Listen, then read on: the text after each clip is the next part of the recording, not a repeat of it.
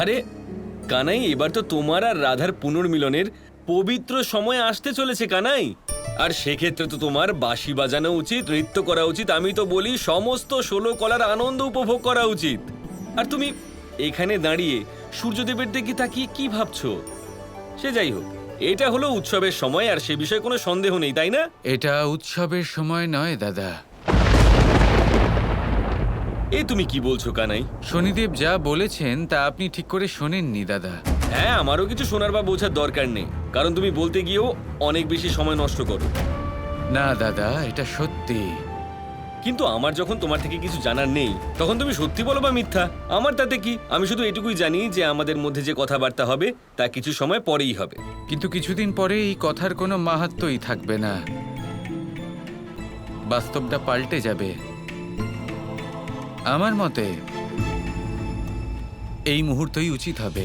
আমি এটা খুব ভালো করে জানি যে তুমি এই মুহূর্তে আমাকে যা বলতে চলেছো তার জন্য আমার অত্যাধিক চিন্তা হতে চলেছে, আর এই মুহূর্তে আমি কোনো চিন্তা চাই না, সেজন্য আমি যাচ্ছি।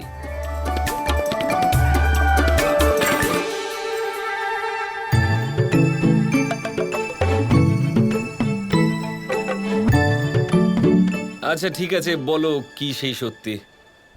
শনিদেব বলেছিলেন যে তাড়াতাড়ি পুনর্মিলন হবে, কিন্তু আমার কর্ম তো এখনো বাকি রয়েছে দাদা।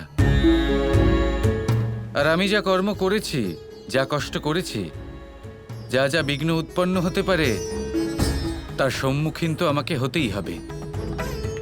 যতক্ষণ না আমি এই সবের সম্মুখীন হচ্ছি, ততক্ষণ এই পুনর্মিলন হতেই পারবে না। হ্যাঁ কানাই, এটা তো তুমি সত্যি বলেছো, কিন্তু দেখো এই সত্যিটা জেনে আমার মন কতটা অশান্ত হয়ে গেল। কারণ খুব শীঘ্রই এমন সময় আসতে চলেছে দাদা, যখন সমগ্র ব্রহ্মাণ্ড অশান্ত হয়ে উঠবে।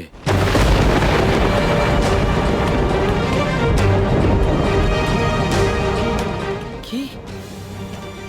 সমগ্র ব্রহ্মাণ্ড অশান্ত হয়ে যাবে? কিন্তু কেন?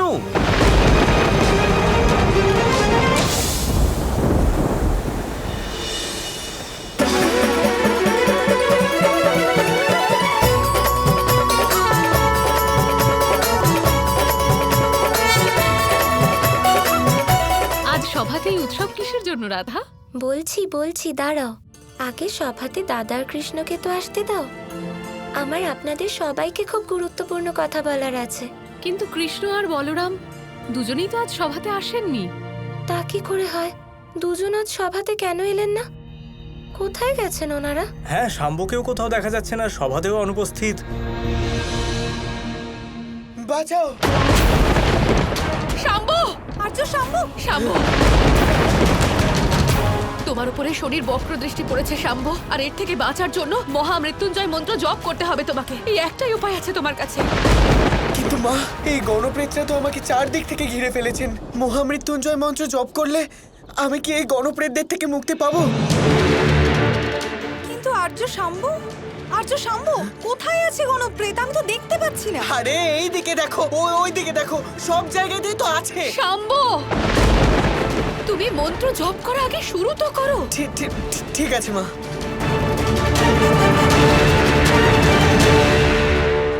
ওম ত্রয়ম্বকম যজামহে সুগন্ধিম পুষ্টিবর্ধনাম উর্বারুকমিব বন্ধনান মৃত্যুর্মক্ষীমমামৃতাৎ।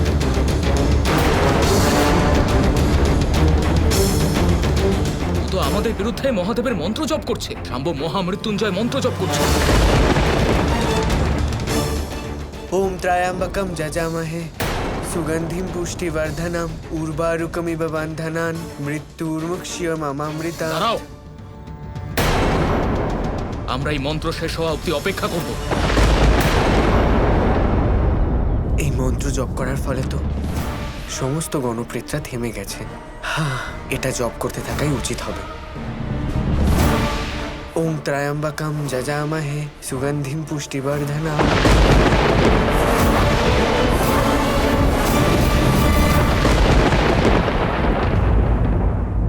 এই দেখো, কৃষ্ণ আর দাদা এসে গেছেন।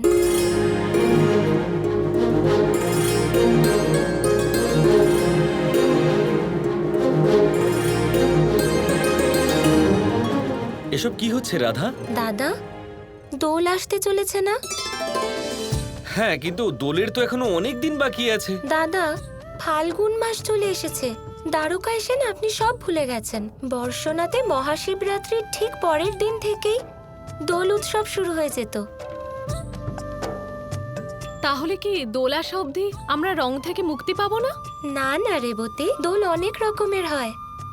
কি বলো কৃষ্ণ? হ্যাঁ হ্যাঁ, তা নয় তো কি, রঙের দোল তো খেলা হবেই, আর তার সাথে জল খেলার দোল,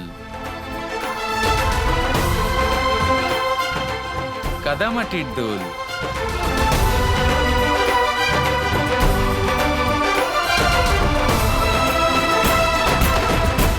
ফুল দিয়ে দোল,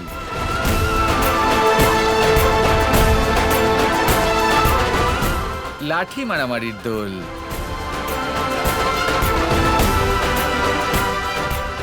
আর তার সাথে অনেক অনেক হাসি ঠাট্টাও হয়। বাহ কাকাশ্রী, এত ধরনের দোল খেললে তো অত্যাধিক বেশি আনন্দ পাওয়া যাবে। তা নয় তো কি, সারা মাস জুড়ে কত আনন্দ উপভোগ করতাম। কি দাদা, আপনার নিশ্চয়ই মনে আছে কত আনন্দ করতাম, কত হাসি ঠাট্টা করতাম।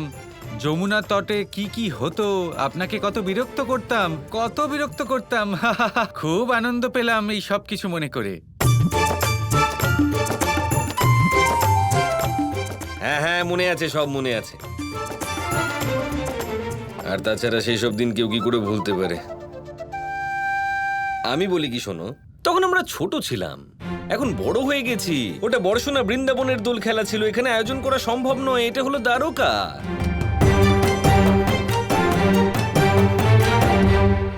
এই কেমন কথা হলো এটা? হ্যাঁ, বুঝতে পারলাম ব্যাপারটা আসলে কি। এখনো পর্যন্ত আপনি ওই বিষয়ে ভয় পেয়ে আছেন, এখনো মন থেকে সেই ভয় কাটেনি। সেই সকল চিন্তা, সেই সকল সমস্যা, সেই সকল আঘাত এখনো টাটকা আছে, তাই না দাদা? দাদা, এবার তো দোল খুব মনোরঞ্জক হবে। হ্যাঁ, খুব আনন্দ হবে, তাই না? দেখো, এইবার অনেকগুলো কাজ বাকি আছে, দোলের জন্য সময় নষ্ট করা যাবে না একেবারে। দাদা, আপনি তো একটু বেশি ভয় পেয়ে যাচ্ছেন দোলের নাম শুনে। আরে রাধা, তুমি বুঝতে পারছো না। দাদা তো বৃন্দাবন আর বর্ষনার দোলের নাম শুনেই ভয় পেয়ে যাওয়া, আমি বুঝতে পারছি, সেটাই স্বাভাবিক ব্যাপার। বৃন্দাবনের দোলে এমন পিটুনি খেয়েছেন দাদা, যা আজ পর্যন্ত কেউ কোথাও খায়নি।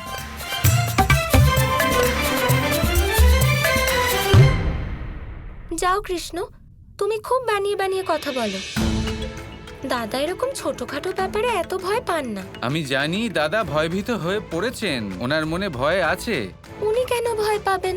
আরে দাদা ভয় পেয়েছেন, আমি বলছি তো, উনি মনে করেই ভয় পেয়ে যান। তুমি বুঝতে পারছো না, উনি ভয় পেয়ে আছেন। তুমি নিজেই দেখো দাদাকে। আরে আমি ভয় পাচ্ছি না, আমি কেন ভয় পাবো? শুধু সতর্ক হচ্ছি। আমার তো অনেক কাজ আছে, অনেক দায়িত্ব আছে, কর্তব্য আছে দ্বারকাকে রক্ষা করার। তা সেটার জন্য আমি ভাববো না তো তাহলে কে ভাববে? এতগুলো কাজ বাকি আছে আমার, যে দোল মহোৎসবের জন্য আমার সময়ও থাকবে না, সত্যি।